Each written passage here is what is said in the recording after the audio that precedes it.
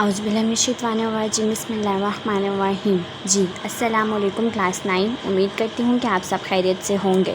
हम कर रहे थे एक्सरसाइज नंबर 5.4। क्वेश्चन नंबर 1 2 हम डिस्कस कर चुके हैं। आज हम करेंगे क्वेश्चन नंबर 3 से स्टार्ट। तो चलिए जल्दी से स्टार्ट करते हैं क्वेश्चन नंबर 3 को। क्वेश्चन नंबर 3 हमारे पास ये गिवन है। अब सबसे पहले हम क्या करते थे, सपोज करते थे let this one equal to this one. ठीक है, सबसे पहले हम सपोज कर लेते हैं let P of X equal to this one. इसको हम नाम दे देते थे 1 का। फार्मूला कह रही हूँ। हमारे पास क्वेश्चन क्या गिवन है, factorise each of the following cubic polynomials by factor theorem. Cubic polynomials जो हमें गिवन है उनको हमने फैक्टराइज करना है बाय फैक्टर थ्योरम की मदद से। फैक्टर थ्योरम क्या होता था, हमारे पास P of A equal to 0, जिसका आंसर 0 होगा तो हम कहेंगे ये हमारे पास क्या है, फैक्टर है, तो फैक्टर थ्योरम है। सबसे पहले हम क्या करते हैं, इसको क्वेश्चन को डिस्कस करते हैं।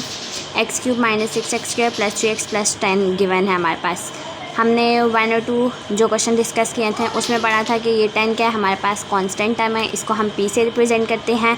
x के साथ एक लीडिंग कोफिशिएंट है जो x को लीड कर रहा है, मतलब कि यहाँ पर 1 है तो ये हमारे पास लीडिंग कोफिशिएंट हो जाएगा। इसको हम कहते हैं जी ये हमारे पास q है। तो अब हम अपना क्वेश्चन स्टार्ट करते हैं। Possible factors of the constant term, ये मैं आप सबको पहले स्टेटमेंट बता चुकी हूँ। क्वेश्चन नंबर 1 में मैंने फुल डिटेल में समझाई थी। साथ डिस्क्रिप्शन बॉक्स में आप सबके साथ लिंक शेयर कर दूँगी, वहाँ से देख लीजिएगा। Possible factors of the constant time p equal to 2 are this one and of leading coefficient q equal to 1 है और इसके पॉसिबल फैक्टर्स ये हैं, तो इसकी फॉर्म ये बन जाएगी। ठीक है, तो हम यहाँ पर लिखते हैं possible factors of the constant time p। इस टाइम हमारे पास p क्या है, 10 है। p इक्वल टू 10 करके इसके पॉसिबल फैक्टर्स क्या है यहाँ पर लिख लीजिएगा। पॉसिबल फैक्टर्स आर, अब 10 के फैक्टर्स कौन से होंगे, वो फैक्टर्स होंगे जिस पर 10 का टेबल जाता है। एक 1 पे जाता है, 2 पे जाता है, 3 पे नहीं जाता, 4 पे भी नहीं जाता, 5 पे जाता है, 6 पे भी नहीं जाता, 7 8 9 10 का अपना टेबल जाता है। तो इसके पॉसिबल फैक्टर्स क्या हो जाएंगे, +-1 +-2 +-5 और +-10 and q equal to 1 are possible factors. Q के क्या होंगे, 1 का 1 ज़र 1 ही होता है, 1 1 ज़र 1 होता है, तो +-1 आ गया। अब हम कहते हैं कि हमारे पास लीडिंग कोफिशिएंट भी हो गया, हमारे पास p जो था वो कांस्टेंट टाइम थी उसका भी हो गया। तो अब इसकी जो फॉर्म है p ऑफ x की कौन सी बनी है, p/q की फॉर्म बनी है, जो कि हमने पेज नंबर 110 पे डिस्कस किया था। p/q है क्या है, हमारे पास रैशनल है। अब फैक्टर्स लिखते हैं, +-1 है, +-2 है और +-5 है, +-10 है।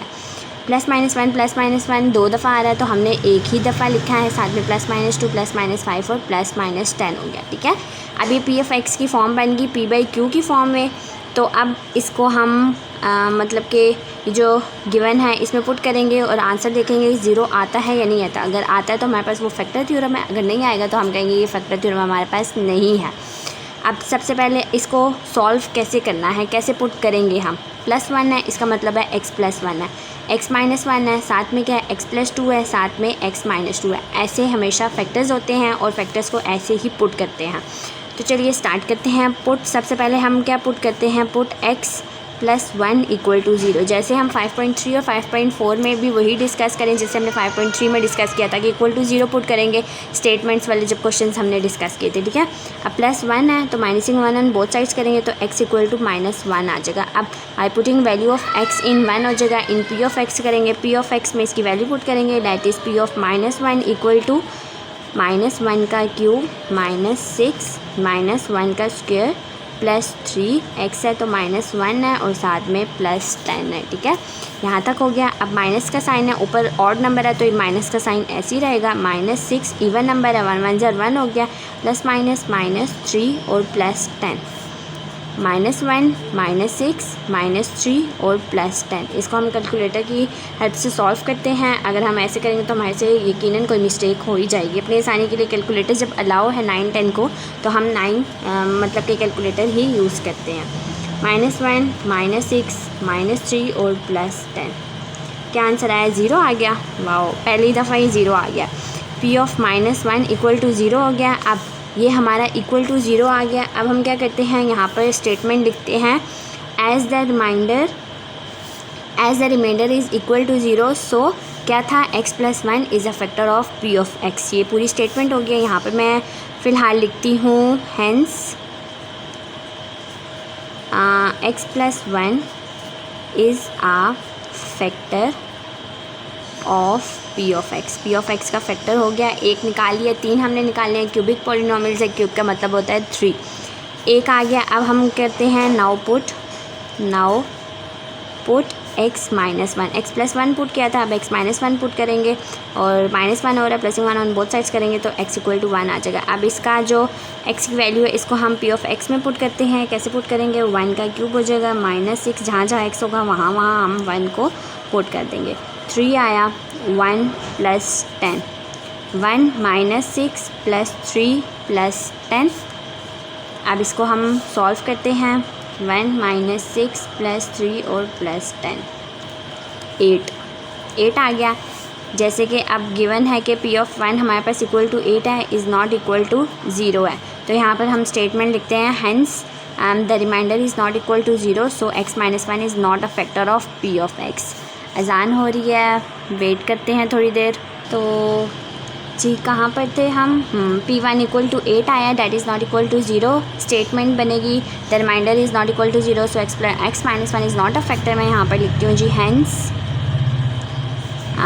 x minus 1 is not a factor of p of x। p of x का फैक्टर नहीं निकला। अब 1 हमने पुट कर लिया, अगला क्या था, यहाँ पर था +1 प्लस माइनस 1 था +-2। अब हम 2 को पुट करते हैं, +1 और -1 को हमने पुट करके देख लिया, एक से आंसर आया, दूसरे से नहीं आया। अब हम पुट करते हैं now put x plus 2 equal to 0। यहाँ पर इसको हम मार्क कर लेते हैं जी, किसके साथ आया है, x प्लस 1 के साथ आया है। अब put x plus 2 equal to 0, x equal to -2 आ जाएगा। अब इस x को हम p ऑफ x में पुट करते हैं, p माइनस 2 इक्वल टू हमारे पास क्या था, x क्यूब था तो -2 क्यूब हो जाएगा, -6 -2 का स्क्वायर प्लस 3 -2 और प्लस 10। यहाँ तक हो गया, 2 2 ज़ा 4 4 2 ज़ा 8 -8 -6 ऐसे आ जाएगा, 2 2 ज़ा 4 हुआ प्लस माइनस -3 2 ज़ा 6 और प्लस 10, ये रहा। अब आगे हो जाएगा -8 -6 4 ज़ा 24 -6 और प्लस 10। इसको हम कैलकुलेटर की मदद से सॉल्व करते हैं जी। -8 था, -24 हुआ, -6 हुआ और प्लस 10 हुआ। क्या आंसर आया, -28 आंसर आया p ऑफ -2 का। That is not equal to 0, तो नीचे स्टेटमेंट हो जाएगी remainder is not equal to 0, so factor भी ये नहीं है। Hence x plus 2 is not a factor of p of x। यहाँ तक हो गया। अब -2 को हम पुट करके देख लेते हैं कि हमारे पास आंसर आता है या नहीं आता, ठीक है। हो जाएगा जी, now put x minus 2 equal to 0, that is x equal to 2। अब इसको हम p ऑफ x में पुट कर लेते हैं, जो कि इक्वेशन 1 थी हमारी। p ऑफ 2 इक्वल टू 2 का क्यूब -6 2 का स्क्वायर प्लस 3 2 और प्लस 10। 2 2 ज़ा 4 4 2 ज़ा 8 -6 2 2 ज़ा 4 प्लस 3 2 ज़ा 6 और प्लस 10। 8 -6 4 ज़ा 24 प्लस 6 और प्लस 10। क्या पता आ जाए इससे। 8 -24 था प्लस 6 था, साथ में प्लस 10 था, इक्वल टू 0। जी आ गया equal to 0, that is p of 2 equal to 0। तो हमारी अब स्टेटमेंट क्या बनेगी, p ऑफ 2 हमारा आ गया।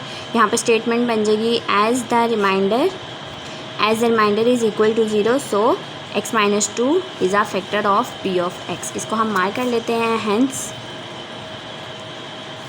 x minus 2 is a factor of p of x। दो हमारे पास ज़ीरोज़ आ गए, इसका मतलब है 2 फैक्टर्स निकल आए हैं। लास्ट वन अब हम देख लेते हैं कौन सा बनता है। हमारे पास रहेंगे जी +-5 और +-10, +-10 और +-5। सबसे पहले हम 5 को पुट करेंगे, फिर 10 को पुट करेंगे। लाइन वाइज चलते हैं। अब हमने 1 और 2 को पुट कर लिया, अब 5 रह गया, 5 को करते हैं, उसके बाद 10 को करेंगे, अगर ना आया तो 10 से करेंगे। अब करते हैं जी, now put x plus 5 equal to 0, that is x equal to -5 हो जाएगा। इसको हमने मार्क कर लिया था। अब ये हो जाएगा p of -5 equal to minus 5 का क्यूब माइनस 6 माइनस 5 का स्क्वायर प्लस 3 माइनस 5 और प्लस 10। 5 5 से 25, 25 मल्टीप्लाई बाई 5, 5 का क्यूब लेंगे तो 125 आएगा जी। 125 ही है। माइनस 125 माइनस 6 5 5 ज़र क्या हुआ 25 प्लस माइनस माइनस 5 3 ज़र 15 और ये हो गया जी प्लस 10।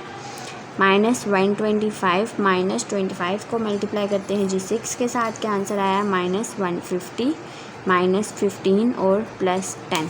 अब हम इसको सॉल्व करके देख लेते हैं। माइनस 125 था माइनस 150 हुआ माइनस 15 और साथ में प्लस 10। आंसर क्या आया minus 280। That is P of minus 5। इसका मतलब है माइनस 5 भी इसका कोई फैक्टर नहीं है, मतलब कि प्लस 5 इसका फैक्टर नहीं है। यहाँ पर स्टेटमेंट हो जाएगी रिमाइंडर इक्वल टू 0 नहीं आया तो ये फैक्टर नहीं है। हेंस क्या था हमारे पास x plus 5 is not a factor of p of x। ठीक है, यहाँ तक हो गया। अब हम पुट करते हैं जी माइनस 5 को। Now put x minus 5 equal to 0 that is x equal to 5। p of 5 equal to 5 का क्यूब माइनस 6 5 का स्क्वायर प्लस 3 5 और प्लस 10। इससे भी ना आया तो हम 10 को पुट करेंगे। फिर 5 5 से 25 क्यूब लिया तो 125 आया था माइनस 6 5 5 ज़र क्या हुआ हमारे पास 25 प्लस 5 3 ज़र 15 हुआ और प्लस 10 हुआ। इसको हम करते हैं जी, ये हमारे पास हो गया जी 125 माइनस 25 मल्टीप्लाई बाई 6 किया तो हमारे पास 150 आया था। ये रहा 150 प्लस 15 और प्लस 10। अब हम इसको सॉल्व करके देखते हैं कैलकुलेटर की मदद से। 125 माइनस 150 प्लस 15 और प्लस 10, क्या आंसर आया इक्वल टू 0। इक्वल टू 0 आ गया। p ऑफ 5 का है डैट इज़, तो क्या हुआ हमारे पास x माइनस 5 फैक्टर बन गया। तो नीचे स्टेटमेंट हो जाएगी हेंस रिमाइंडर इक्वल है तो फैक्टर भी होगा ये। x minus 5 is a factor of p of x। ये भी हमारे पास फैक्टर बन गया। अब हम देख लेते हैं, हमारे पास 3 हो गए हैं। x प्लस 1 था, x माइनस 2 था और साथ में x माइनस 5 जी हमारे पास 3 हो गए हैं फैक्टर्स। तो हम कहते हैं कि नीचे स्टेटमेंट लिखते हैं thus the factorised form of, thus the factorised form of p of x is, क्या थी हमारे पास, एक हमारे पास x प्लस 1 आया, दूसरा हमारे पास आया है x माइनस 2 और तीसरा हमारे पास आया है x माइनस 5। ये हमारा आंसर है। बहुत इजी क्वेश्चन है, सब क्वेश्चंस एक जैसे हैं, सेम टू सेम है। बस 7 8 वाला थोड़ा सा डिफरेंट होगा क्योंकि उसके साथ हमें लीडिंग कोफिशिएंट भी गिवन है। फिलहाल तो भी हमारे पास 1 गिवन है ना, उसके साथ फिर लीडिंग कोफिशिएंट्स भी गिवन है। दोबारा से एक दफ़ा रिमाइंड करते हैं क्वेश्चन को। एक्सरसाइज नंबर 5.4 है, क्वेश्चन नंबर 3 है। सबसे पहले हमें एक एक्सप्रेशन गिवन था, इसको नाम दे दिया, सपोज कर दिया let p of x equal to this one, इसको नाम दे दिया 1 का।